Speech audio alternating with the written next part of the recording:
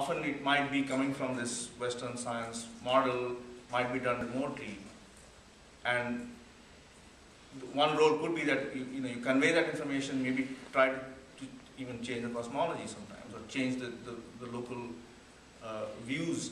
But at the same time, what I'd like to see happen more is the reverse direction as well, is bringing the information back from the local voices to the scientists who often are not receptive, but trying to get through in that direction to open them up to looking at what the ground realities are. Rather than, in conservation, again, my area that I know of, rather than sitting and making models that appear good on the computer or on paper, but may not actually work on the ground, because you don't know what the local context is. And I think one of the big challenges in conservation is this scaling from generalities to particularities. And often the one problem you often see in many development projects is that models that work in one place don't work in another place.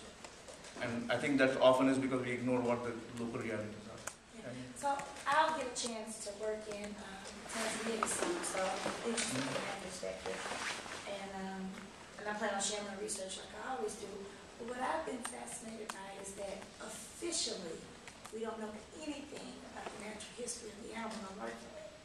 And now that I've become aware of traditional ecological knowledge as TEK, I actually think my first order of business, in addition to setting up the lab, is getting introduced to whoever the elders are, heck, at this point, school children in the backyard.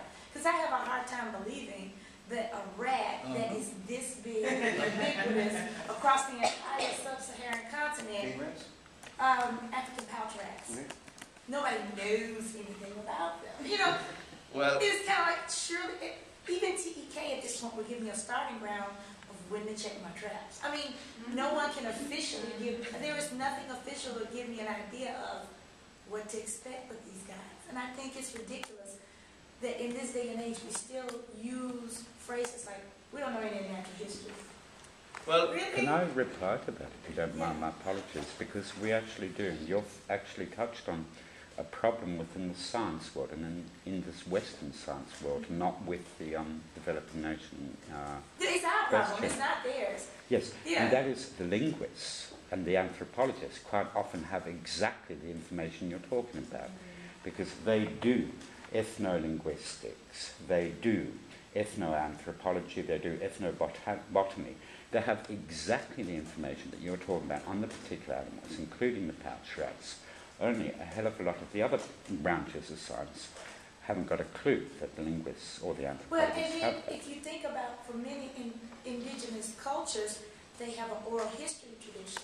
So that, and because we're so preoccupied with publishing and perishing, we're missing information because what I found in talking to some elders is you get the kind of dog look like, what do you mean nobody knows?